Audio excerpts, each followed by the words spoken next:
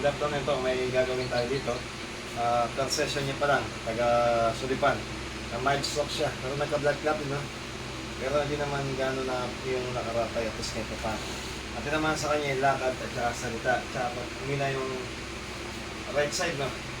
Right side. Yan salita niya medyo hindi diretso, hindi masyadong malinaw. Subukan natin yung lakad mo para makita yung before and after. Yan. Kaya sa pagtayo, yan, dahan-dahan. Yan. Lakad.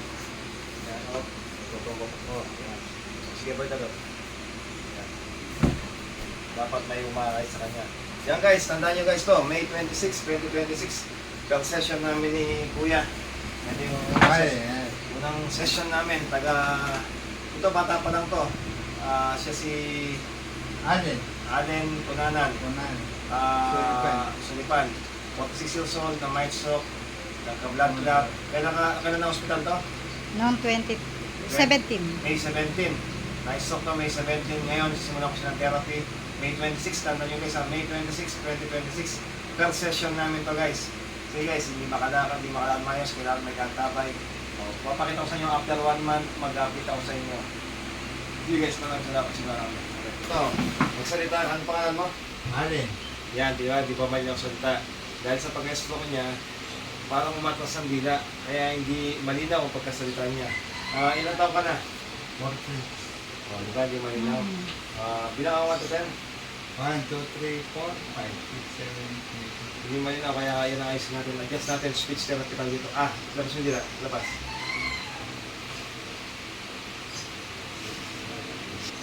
Okay. Allen ko na.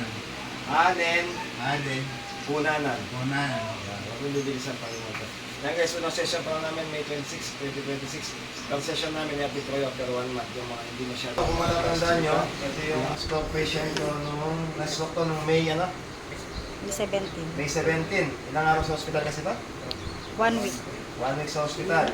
Ang tinamaan sa kanya is sa right side. Yan, dating right side niya, ito hindi magalaw kahit yung kamay. Pero ngayon, today is July 22, 2026. Magano siya? Kasi sinimulan ko to May magkakatapusan Parang magtutuman siya sa akin. Kaya ngayon, dokumentahan natin before and after. Ito magdadalawang buwan pa lang itong pasyente sa akin, pero mamaya papakita ko sa inyo kung ano malaki ito. Pinagbago.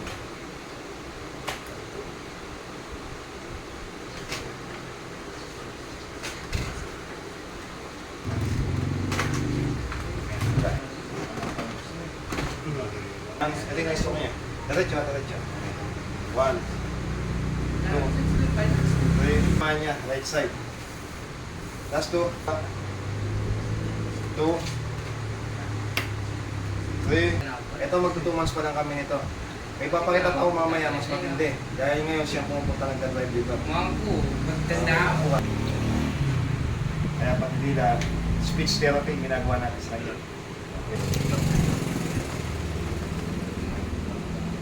Okay. Parang lumetik yung matras. Pero malinaw na. Allen ko na. Pero anong edad? October 9. Ilang taon na? 45. Yan guys, malinaw na yung naiintindihan natin kasi yung unang video ko, wala masyadong maintindihan. Sige,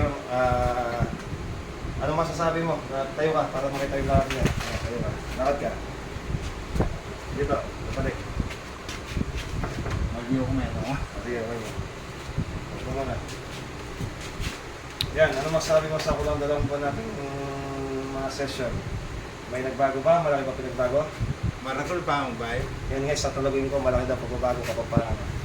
Ngayon Ngayon nakakapag-drive ka na? Oo, nakapag-drive na ako ng motor. Sige.